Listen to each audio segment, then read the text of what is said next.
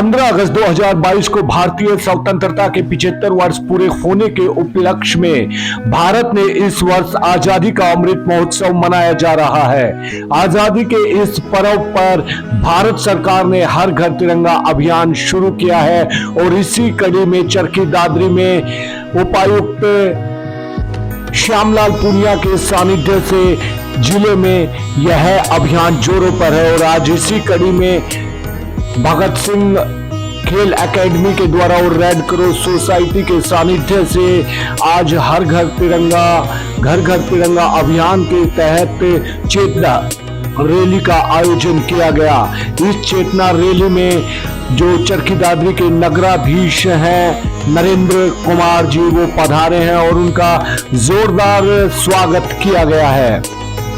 आप देख रहे हैं कि जो नगराधीश हैं वो भी जय भारत माता की जय के जोरदार नारे लगा रहे हैं। एक अलग जोश उनमें दिखाई दे रहा है और इस कार्यक्रम में उनका भव्य स्वागत किया गया। जैसे देखिए रेड क्रॉस सोसाइटी के बलवान सिंह सचिव भी यहाँ पर मौजूद हैं और पगड़ी पहनाकर खेल एकेडमी के द्वारा उनका जोरदार स्वागत किया गया।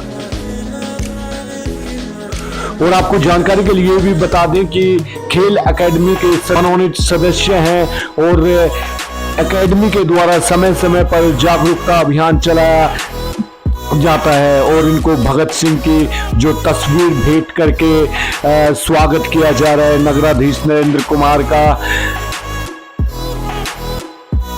नगराधीश नरेंद्र कुमार ने कहा कि उपायुक्त श्यामलाल पुनिया जी के आदेशानुसार भारत की स्वतंत्रता के 75वें वर्ष को चिन्हित करने के लिए लोगों को तिरंगा घर लाने और इसे फहराने के लिए प्रोत्साहित करने के लिए हर घर तिरंगा अभियान शुरू किया गया है। हर घर तिरंगा अभियान के पीछे का विचार लोगों के दिलों में देशभक्ति की भावना जगाना है और जन भागीदारी की भावना से आजादी का अमृत महोत्सव मनाना है। हर घर तिरंगा अभियान में राज्य, केंद्र शासित प्रदेश और मंत्रालय पूरे जोश के साथ बड़े पैमाने में भाग ले रहे हैं। हर घर तिरंगा को आजादी का अमृत महोत्सव की सफलता की राह में विभिन्न स्थानों से गैर सरकारी संगठन और स्वयं सहायता समूह पहले ही योगदान दे रहे हैं। हर घर तिरंगा अभियान का उद्देश्य 13 से 15 अगस्त को 2022 तक देश भर में झंडे फहराना है और खासकर अपने जिले में प्रत्येक घर में घर तिरंगा झंडा फहराना है। नगराधीश नरेंद्र कुमार ने कहा कि पूरे देश की देशभक्ति और एकता को दर्शाने के लिए स्वतंत्रता संग्राम से जुड़े विभिन्न स्थानों पर जीवन के सभी क्षेत्रों के लोगों को शामिल करने वाले विभिन्न कार्यक्रम भी आयोजित किए जाएंगे। नगराधीश ने कहा कि भारत सरकार ने पूरे भारत में झंडों की आपूर्ति सुनिश्चित करने के लिए कई कदम उठाए हैं। देश के सभी डाकघर ने 1 अगस्त 2022 से झंडे बेचना शुरू कर दिया है। इसके अलावा राज्य सरकारों ने झंडे की आपूर्ति और बिक्री के लिए विभिन्न ई-कॉमर्स वेबसाइटों और स्वयं सहायता समूह के साथ भी करार किया है। ध्वजारोहण के अलावा इसी अभियान में भाग लेने के आभासी तरीके भी हैं। सांस्कृतिक मंत्रालय ने एक वेबसाइट https://hartiranga.com लॉन्च की है, जहां कोई झंडा लगा सकता है और अपनी देशभक्ति दिखाने के लिए फ्लैग के साथ सेल्फी भी पोस्ट कर सकते हैं। नगराधीश नरेंद्र कुमार ने कहा कि आजादी का अमृत महोत्सव की पहल 12 मार्च 2021 को प्रधानमंत्री नरेंद्र मोदी द्वारा भारत की आजादी के 75 गौरवशाली वर्षों को मनाने के लिए शुरू की गई थी। अपनी शुरुआत के बाद से इस पहल ने पूरी दुनिया में भारतीय संस्कृति की भव्यता को सफलतापूर्वक प्रदर्शित किया है। 28 राज्यों और 8 केंद्र शासित प्रदेशों और 150 से अधिक देशों में 50,000 से अधिक कार्यक्रमों के सफलतापूर्वक आयोजन के साथ आजादी का अमृत महोत्सव की पहल अब तक के सबसे बड़े कार्यक्रमों में से एक है। उन्होंने जानकारी देते हुए ये भी बताया कि केंद्र सरकार ने देश भर में 25 करोड़ घरों पर स्वेच्छा से तिरंगा लगाने का लक्ष्य रखा है। देश भर में लगभग 40 मिलियन ध्वज का भंडार है। संभावित मांग और स्टॉक के बीच की खाई को पाटने के लिए confederation of all India traders CAIT ने तिरंगे की बड़ी मांग को पूरा करने के लिए आवश्यक प्रयास शुरू किए गए हैं। और जानकारी के लिए आपको बता दें कि हर घर तिरंगा आजादी का अमृत महोत्सव मनाने से पहले जाने झंडा फहराने से जुड़ी बातें, समझे नेशनल फ्लैग से जुड़े नियम। आजादी के अमृत महोत्सव में उपायुक्त श्यामलाल पुनिया ने लोगों से आग्रह किया है कि 13 अगस्त से लेकर 15 अगस्त तक सभी अपने ऑफिस और घरों पर तिरंगा लगाएं। लेकिन इससे पहले जान लें नेशनल फ्लैग से जुड़े कुछ खास नियम। प्रधानमंत्री नरेंद्र मोदी के आग्रह पर पूरा देश 2 अगस्त से लेकर 15 अगस्त तक हाथ तिरंगा अभियान में हिस्सा ले रहा है। प्रधानमंत्री नरेंद्र मोदी ने इसके लिए पूरे देश से आग्रह किया है कि इस दौरान लोग अपने सोशल मीडिया प्लेटफॉर्म पर नेशनल फ्लैग की प्रोफाइल फोटो लगा लें। इसी के साथ पीएम मोदी ने लोगों से 13 अगस्त से लेकर 15 अगस्त तक ऑफिस और घरों में भी तिरंगा फहराने का कहा है। हालांकि इससे पहले कि आप भी अपने घरों में तिरंगा लगा लें, हम आपको बता देते हैं नेशनल फ्लैग कब, कहां और कैसे फहराया जाता है। इसे लेकर कुछ नियम भी बनाए गए हैं जिनकी अनदेखी आपको भारी पड़ सकती है। तिरंगा फहराने को लेकर 2002 में एक फ्लैग कोड बनाया गया। आइए जानते हैं क्या है नेशनल फ्लैग कोड और इसमें किन बातों की मनाही है। रात में भी फहराता रहेगा तिरंगा।